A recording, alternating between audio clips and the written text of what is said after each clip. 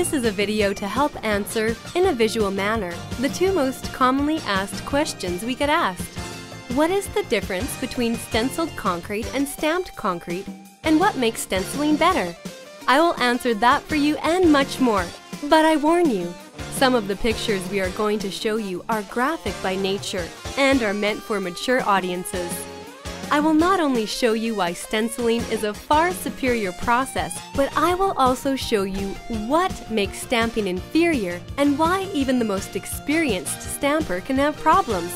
You will have to wait until after I show you the pictures though. We want to see if you can figure out why these uncontrollable blemishes occurred. Now, while some stamping contractors can avoid some of these scenarios I'm going to show you some of the time, I will show you it is impossible for them to avoid these issues all of the time on all jobs. No matter what your contractor tells you, this can happen to them. In fact, it has happened to them, and at one point or another, it will happen again. The question is, will it happen on your job? When we, as a business, are talking about this topic, we are speaking from experience. Not only were we in the stamping business for over 5 years, we have been in the stamping repair business for 6 years now, which makes us more than qualified on both ends of the decorative concrete spectrum. There is, however, a very specific reason why we got out of the stamping business, and it is not because it wasn't lucrative, but because it was very unpredictable by its nature. Now, don't get us wrong. There are qualified stamped concrete contractors that take the necessary precautions and have the tools and knowledge to minimize these bad scenarios. But the question still remains, which contractor is it and when will it happen to them? Now that I told you it is impossible for even the best stamped concrete contractor to avoid a bad job, let me tell you why it's impossible and also prove to you that I'm not just rattling my lips here. What I'm going to show you first is a group of pictures of a beautiful stamp job followed by a bad stamp job. Now, in all fairness, not all of these scenarios I'm going to show you on the bad stamp job can or will happen on one job site, but they could. It's not impossible for this to happen either though. The question now is, which one of the bad scenarios can you live with? Here's a montage of some photos of a stamp job that you might see in a typical contractor's portfolio. Enjoy!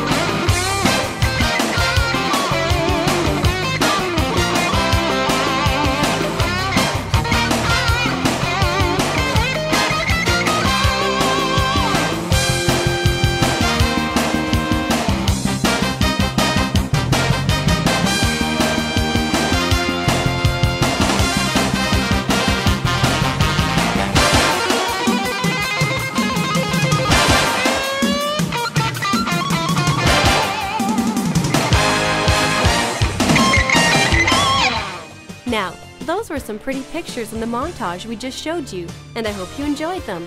Unfortunately, I can't say that about the next set of pictures of bad stamping scenarios you are about to see. The following is not for the squeamish or faint of heart. If this is you, please turn your head now, as these pictures we are about to show you is what could happen to you should you decide to go the stamped concrete route. Here it is.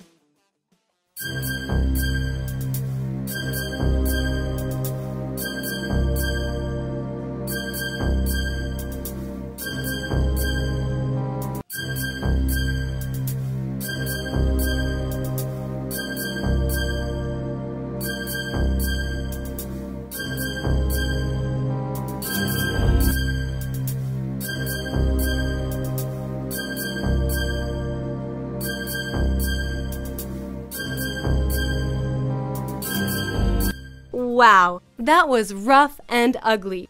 If you need to excuse yourself to go catch your breath or get something to drink, we understand. That was both pathetic and disturbing. Now, ask yourself these questions. Do I want to look at these blemishes every single day? Can I sleep at night knowing these flaws are there? Do I want to try to argue with a contractor about these issues? Do I want to pay my hard-earned money for a job that looks like this? If you answered no to any of these, then stamped concrete is not the answer for you. Period. Now, I'm going to come clean about a little trick I pulled on you. Earlier I said, now in all fairness, not all of the scenarios I'm going to show you on the bad stamp job can or will happen on one job site. The sad fact is that all of these horrible pictures are from one job site, with the exception of the footprints.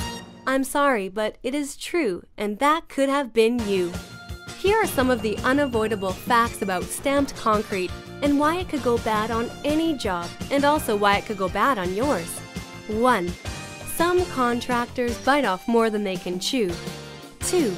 Some contractors do not have the manpower to handle the scope of the work they take on. 3. Sometimes they get caught in bad weather, which could be either rain, wind, or high temperatures. 4. They get a hot load of concrete. 5. They had inconsistent colors mixed at dispatch, or worse, all of the above. This bad job could have happened to you. Be glad we are saving you from the future headaches and misery of a bad stamp job. Here is something that we did not point out in the picture that makes another huge difference between stamping and stenciled concrete, and that is the texture. While stamping has multiple patterns to choose from, it still only has one texture. With stenciled concrete, you have many textures to choose from. They range from very aggressive to semi-aggressive, which also makes stenciled concrete safer to walk on. This should be taken into serious consideration, especially if you have children or elderly individuals who will be walking or playing on your project. Now, let's talk about stenciled concrete and why these above scenarios are irrelevant in this process. First, the crew size. Even if your scope of work is only 500 square feet, a professional stamp crew should have 5 guys to effectively work all the joints, edges, release agents, patterns, seams, and overall design. This also means high overhead for the contractor, so they might cut a corner by eliminating a position and having one crew member double up his workload, leaving a huge opportunity for error. In stenciling, you only put down on average about 100 square feet at a time, making the site very manageable by only 2 or 3 people. This process is then repeated to maximize the details of your project. Second is the bad weather that creeps up on you, especially in our area. With stamping, once the concrete is poured, you must work it from start to finish or you lose the load. In stenciling, you can start and stop as necessary, as you can do as little as 25 square feet at a time and cover that very easily if need be. Other bad weather could be hot weather, which will make the concrete set very fast and unstampable. With stenciling, even in 90-degree plus weather, heat is a non-factor, as again, we can control how much we put down at a time, whereas in concrete, you have to pour what came in the truck. Third, the hot load, which simply means the concrete has been sitting longer than it should have in the truck, or the temperature outside is hot, or worse, both. The concrete could sit too long in a truck for multiple reasons, such as the driver getting lost coming to the job site, or the driver was stuck in traffic. These are both unavoidable scenarios, and they could happen to you. With stenciled concrete, we are not pouring the concrete. We are going over the existing concrete. So, even if your concrete was aesthetically poor, we will be going over it, ridding all of the blemishes. The last scenario in our example is a bad color mix. This is when 2 loads do not have the same ratio of color added to the concrete, and one pour will inevitably be darker than the other. Even worse, this will typically be right on a joint line, making it more noticeable. With stenciled concrete, we mix our batches on site every time.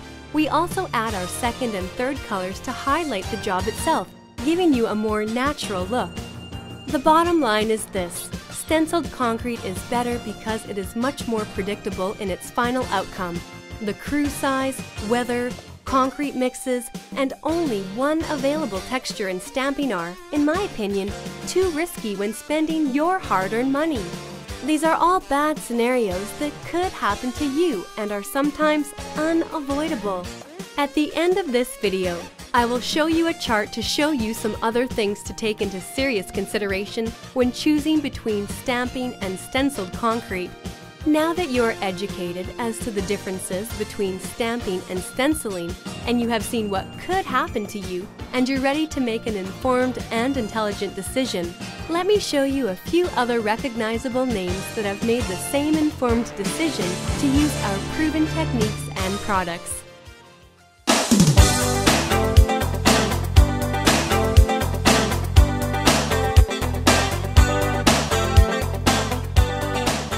Thank you for your time, and remember, decorative concrete surfacing is who we are, and badass concrete is what we do.